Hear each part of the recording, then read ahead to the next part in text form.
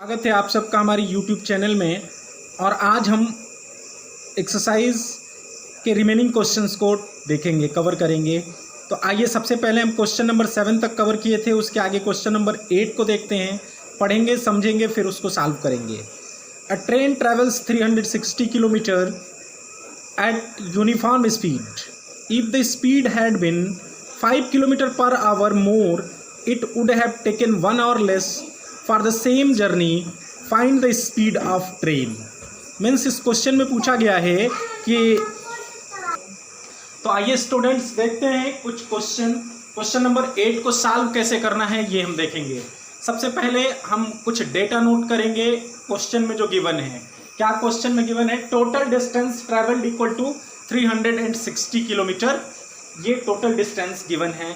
Suppose करेंगे uniform speed को। Let uniform speed be, कोई भी वेरिएबल सपोज कर सकते हैं, x किलोमीटर पर आवर। हमने सपोज कर लिया कि स्पीड क्या है, uniform speed x kilometre per hour है। देन इंक्रीज्ड स्पीड कितना होगा? क्वेश्चन में ये गिवन है कि if speed had been 5 kilometre per our more, then it would have taken 1 hour less. कह रहा है कि अगर स्पीड को 5 किलोमीटर पर आवर बढ़ा दिया जाता तब टाइम 1 आवर मीन्स 1 घंटा कम लगता। तो इंक्रीज्ड स्पीड क्या होगी? x + 5 किलोमीटर पर आवर, ये होगी। Now according to question, time कितना लगेगा अगर यूनिफॉर्म स्पीड से चल रही है? तो आपने प्रीवियस क्लास में ही पढ़ा होगा, क्लास 6 से पढ़ा होगा, टाइम इक्वल टू होता है डिस्टेंस अपॉन स्पीड। तो पहले टाइम अगर यूनिफॉर्म स्पीड से चलती तो टाइम लगता 360 अपॉन x आवर्स, इतना टाइम लगता। अब अगर स्पीड बढ़ा दिया जाए तो टाइम कम लगेगा। मीन्स अगर स्पीड 360 सेम डिस्टेंस के लिए स्पीड x + 5 है तो 360 अपॉन x + 5 इतना टाइम लगेगा। और इन दोनों टाइम का डिफरेंस कितना है? 1 आवर का है। कह रहा है कि 1 आवर लेस टाइम वहां पे लगता। मीन्स इन दोनों का डिफरेंस इक्वल टू 1 आवर के इक्वल है। दोनों का डिफरेंस कितना है? 1 घंटे का है। यानी तेज चलेगी गाड़ी तो पहले से जितना चलती, जिस स्पीड से जा रही थी उससे कुछ कम समय लगेगा, 1 घंटे कम समय लग रहा है क्वेश्चन के अकॉर्डिंग। तो हम लिखेंगे 360 upon x minus 360 upon x + 5 equal to 1। अब इसको सिंप्लीफाई करेंगे, 360 को कॉमन कर लेते हैं तो यहाँ पे एलसीएम होगा x × x + 5। तो यहाँ x + 5 होगा माइनस यहाँ x होगा, यहाँ x + 5 से मल्टीप्लाई, यहाँ x से multiply equal to 1। Minus x and plus x has cancelled out. अब 5 से 360 को मल्टीप्लाई करेंगे, 0 0 1800 upon x² plus 5x equal to 1।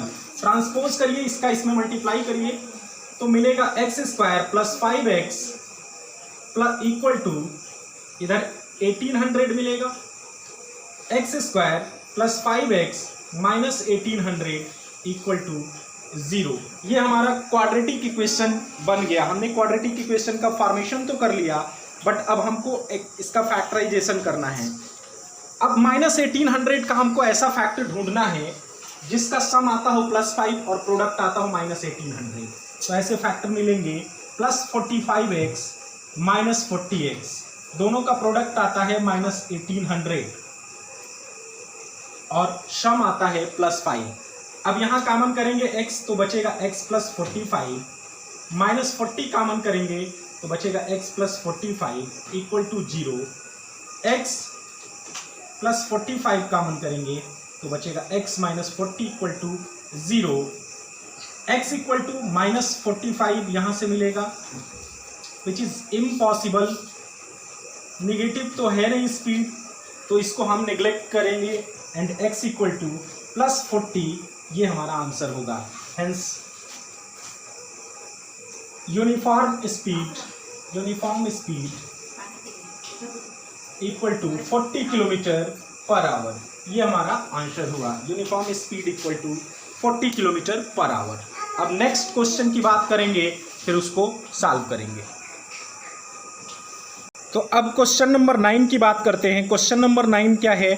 2 water taps together can fill a tank in 9 completed 3/8 hours. The tap of larger diameter takes 10 hours less than the smaller one to fill the tank separately. Find the time in which each tap can separately fill the tank. ये हमारा question है. अब हम इसका equation formation करेंगे, फिर इसको solve करेंगे. तो आइए इसको सॉल्व करते हैं इस क्वेश्चन को.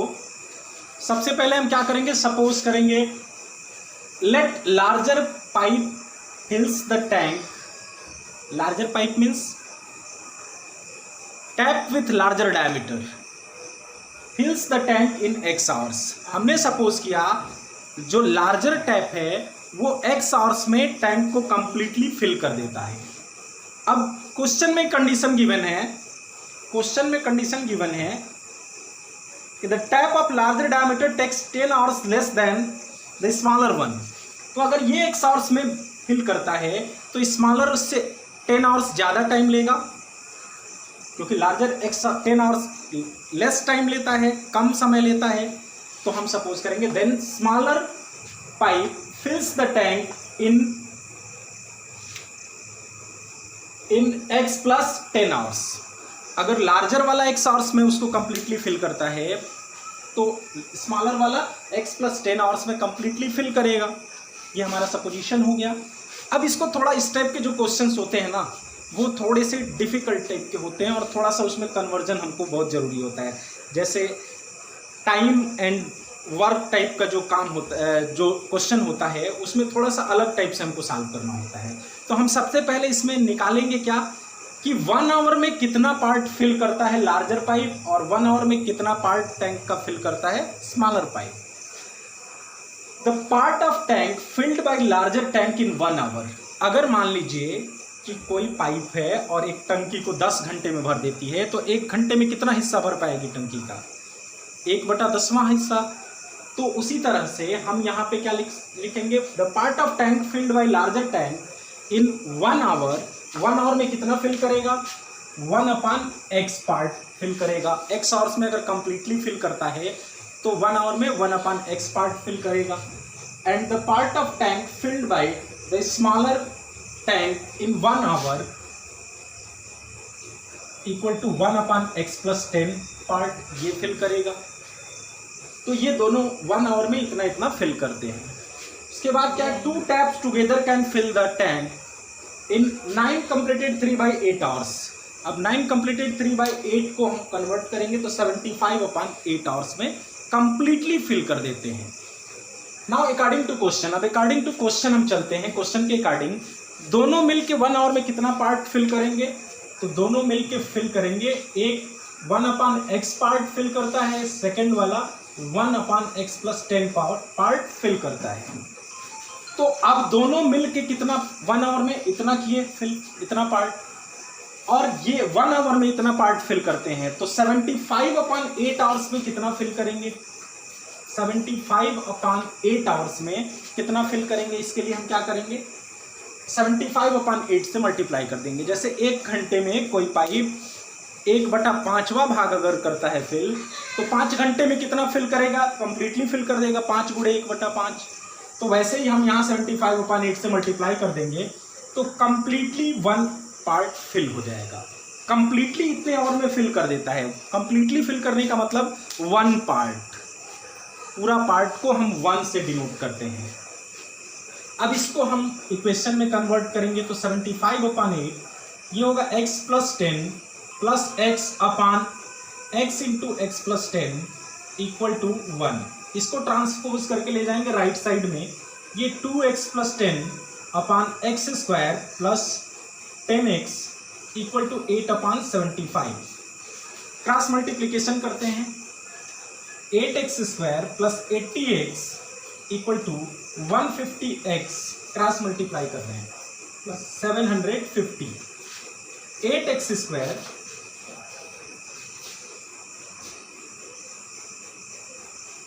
Square plus 80 minus 150. 80 में से 150 को सब्ट्रैक्ट करते हैं तो कितना आएगा,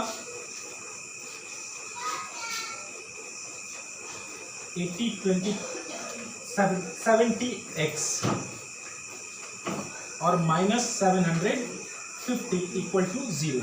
अब सबको किसी कॉमन फैक्टर से डिवाइड कर देंगे, इसको सिंप्लीफाई पहले कर लेते हैं। तो इस इक्वेशन को हमने सॉल्व किया, 4x² पहले 2 से हमने इसको डिवाइड कर दिया सबको छोटा करने के लिए, 4x² - 35x - 375। आगे फैक्टराइज किया हमने, फैक्टराइज किया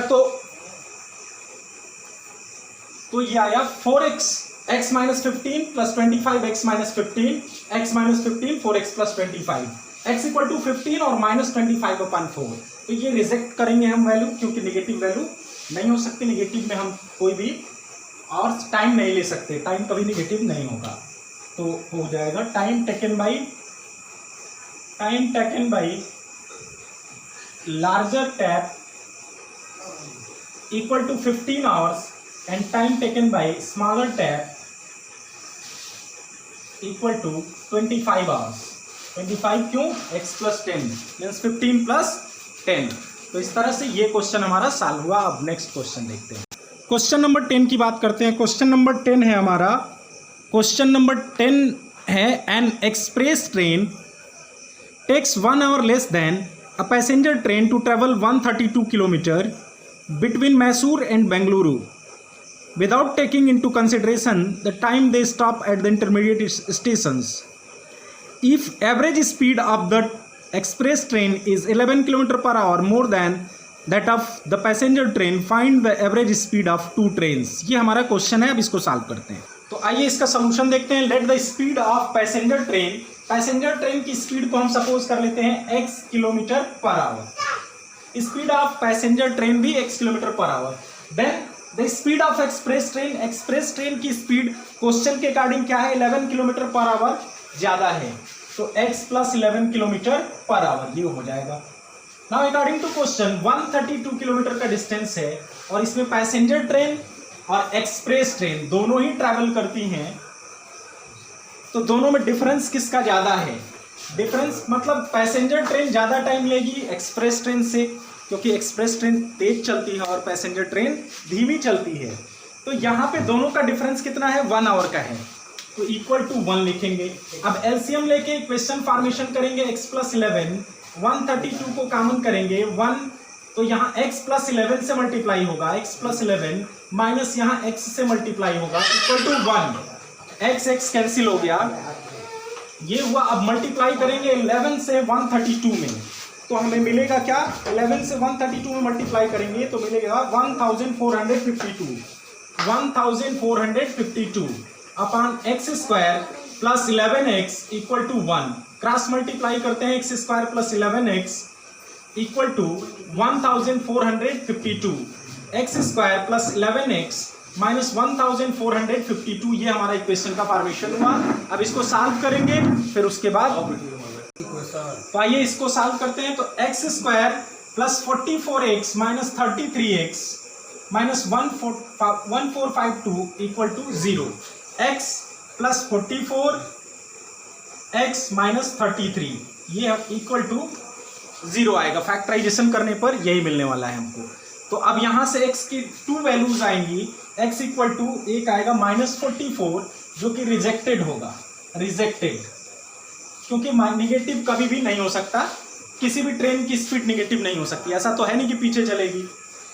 hence x equal to 33 km/h speed of